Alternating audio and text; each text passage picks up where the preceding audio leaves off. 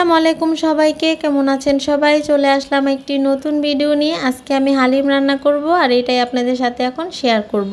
এখানে আমি একটি রাঁধুনি হালিমের প্যাকেট নিয়ে নিয়েছি। এর ভিতরে একটি ডালের প্যাকেট ছিল আর একটি মশলার প্যাকেট ছিল। প্রথমে আমি ডালের প্যাকেটটা কেটে একটা পাত্রে ঢেলে নিচ্ছি। এখন এই ডালটাকে ফুটন্ত গরম পানি দিয়ে আমি বেশ কিছুক্ষণ ভিজিয়ে রাখবো, যাতে ডালটা একদম ভালো মতন ফুটে যায়। পানিটা কিন্তু অবশ্যই একদম ফুটন্ত গরম পানি হতে হবে। এই তো এটাকে ভালো মতন চামচ দিয়ে মিশিয়ে নিলাম। এখন এটাকে আমি এক সাইডে রেখে দিব। এখানে একটি প্যানের মধ্যে তেল দিয়ে আমি পেঁয়াজ বেরেস্তার জন্য কিছুটা পেঁয়াজ বেরেস্তা করে নিব। এটা খুবই আলতো হাতে করতে হবে, নয়তো কিন্তু পেঁয়াজটা পুড়ে যাবে। আর আমার বেরেস্তা কখনোই ভালো হয় না, বেশিরভাগ সময় পুড়ে যায়। কিন্তু যাক, আজকে তো মাশাল্লাহ দিলে ভালোই হয়েছিল, পুড়ে যায়নি। আমি জানি না, আমি আলতো আঁচে করি তারপরও পুড়ে যায়। যাক, সমস্যা না, সবকিছু সবসময় পারফেক্ট হয় না। এই তো আমি পেঁয়াজ বেরেস্তাটাকে বাসকে ভালোই হয়েছে, আজকে কিন্তু পুড়ে যায়নি। এই তো এক সাইডে রেখে দিলাম। আর প্যানের মধ্যে যে তেল ছিল সেই তেলের মধ্যে আমি কিউব করে পেঁয়াজ কেটে নিয়েছিলাম হালিম রান্নার জন্য, এটাকে দিয়ে দিলাম। এখন দিয়ে পেঁয়াজটাকে একদম বাদামি করে ভেজে নিব। বাদামি হয়ে গেলে এর মধ্যে আমি দিয়ে দিব সেই প্যাকেটের মশলাটা। সাথে আমি কিছুটা আদা রসুনও অ্যাড করেছি। আপনাদের চাইলেও করতে পারেন, না চাইলেও নয়। আমার কাছে মনে হলো এটা আদা রসুন অ্যাড করলে ভালো লাগবে। এই প্যাকেটে যদিও দেওয়া থাকে, কিন্তু আমার কাছে মনে হলো দিলে ভালো লাগবে, তাই দিয়ে দিলাম।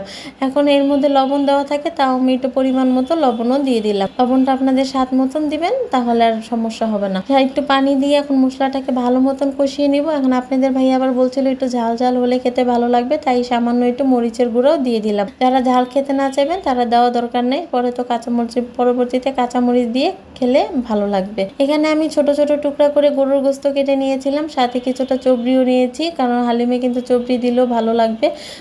চবড়িওয়ালা যে গোস্তগুলো থাকে আমি সেগুলোই মূলত নিয়েছি, হাড় দেইনি এখানে, কারণ হালিমের মধ্যে হাড় খেতে অতটা ভালো লাগে না। গোস্তটাকে ঢেকে 10-15 মিনিট ভালো মতন একদম কষিয়ে সিদ্ধ করে নিয়েছি। আমার গোস্তটাও কিন্তু 50% সিদ্ধ হয়েছে, বাকি 50% আপনি যখন ডালটা দিয়ে রান্না করব তখন হয়ে যাবে।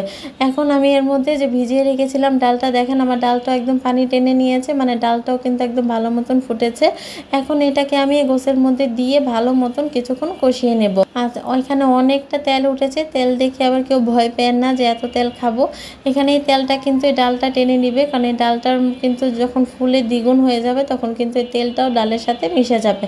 আর আমরা যখন বাইরের হালিমটা খাই সেখানেও কিন্তু প্রচুর পরিমাণে তেল থাকে, এই তেলটা না থাকলে কিন্তু হালিমটা খেতে ভালো লাগবে না।